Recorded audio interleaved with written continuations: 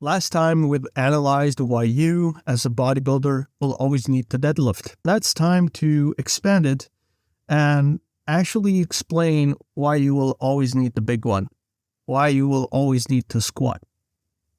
You see, there's a reason why so many bodybuilders like Tom Platz, or even Olympic weightlifters like Piros Dimas or Zlatan Vanyev from Bulgaria, and even powerlifters like the legend Dan Green or the master Ed Cohn or Dave Tate or Joe Sullivan talk so passionately about the squat.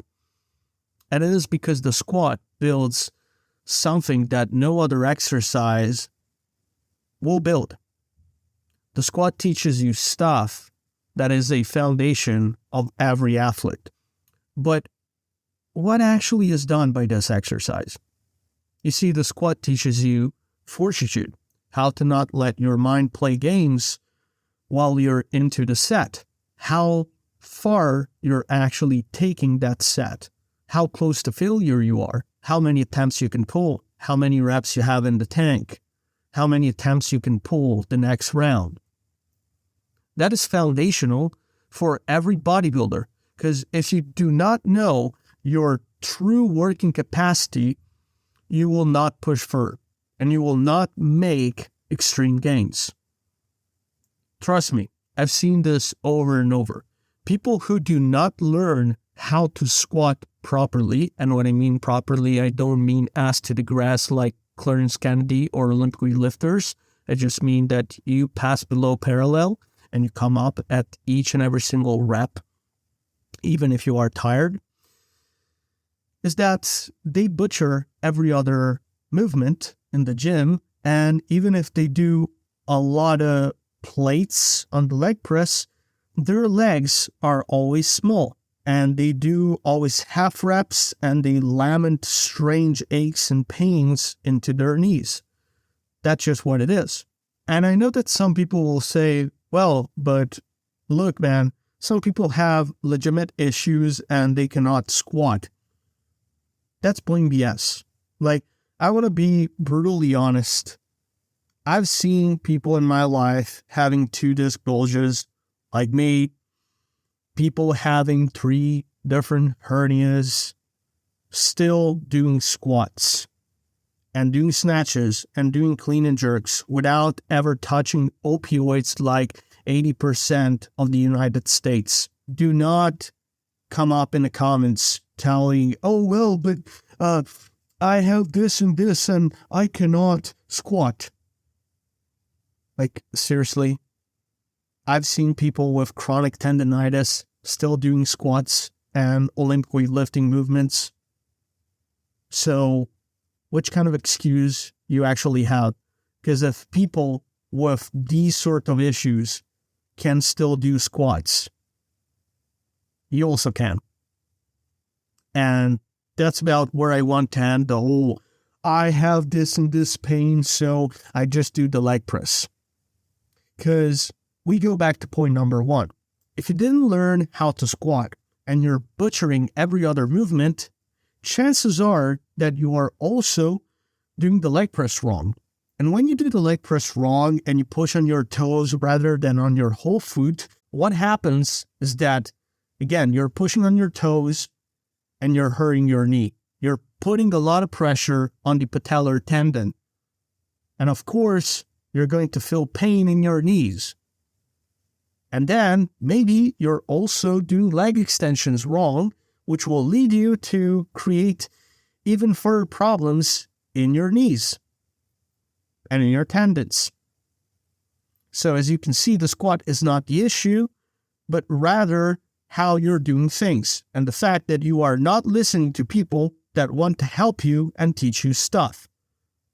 So that's why you need the squat. Quite frankly, I could end the video there because I'm not going to do a very specific anatomical and biomechanical explanation. You have plenty of videos out there. But that's the reason why you need to squat, and you will forever need to squat. Because it's a metric of how hard you're actually working and how you're actually handling things as a bodybuilder. And that's also why you cannot take a break from the squat for a very long time.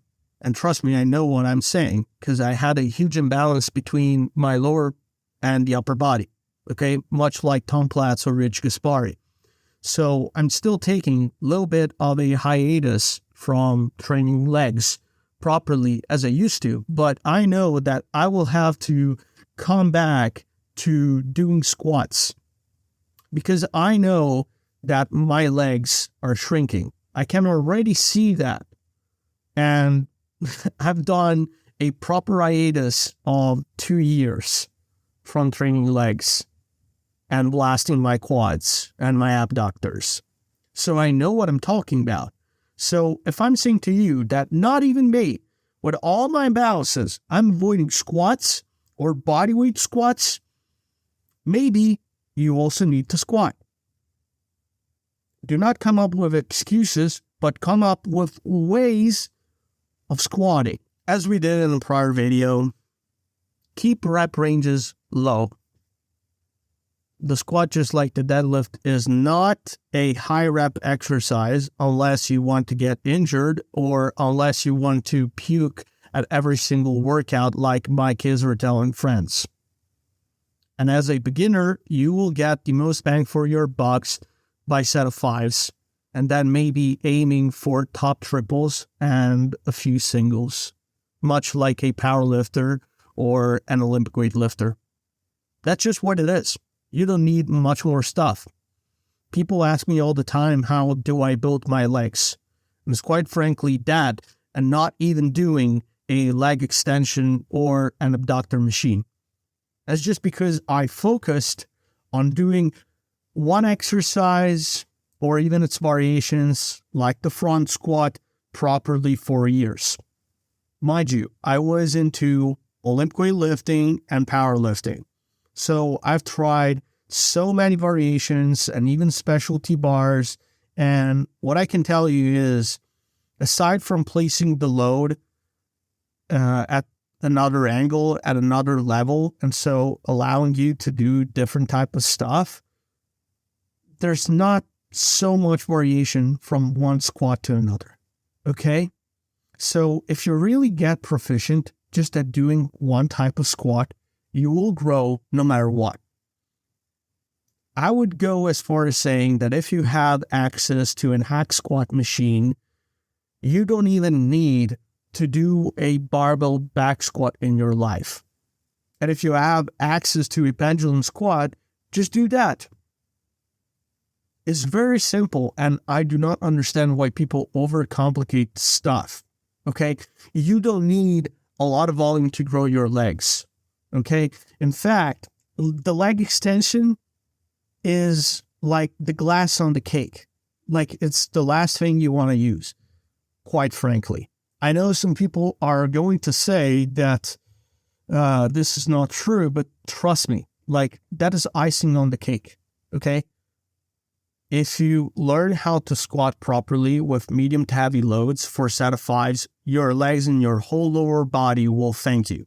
And it will become huge, even more than some fit booty girls that do band exercises all the time in the gym. That's just what it is. You just need to learn how to squat properly. And if you don't want to, and you want to be one of those guys that loads a bunch of plates on the leg extension and leg press and does half rep stuff, go your way. Just so you know, you won't have big legs. And if you think that somehow, because some bodybuilders have big legs without squatting, that you can be like them, that's not the case. Just look at Tom Platz. Tom Platz is still unbeaten to this day. And it is because he built a strong foundation with the squat, which is not a muscular foundation. It's a mental foundation. If you do very intense sets to failure, which is crazy, even for me with all the experience and strength that I have with the squat, everything else will sound like a piece of cake. Like, legitimately so.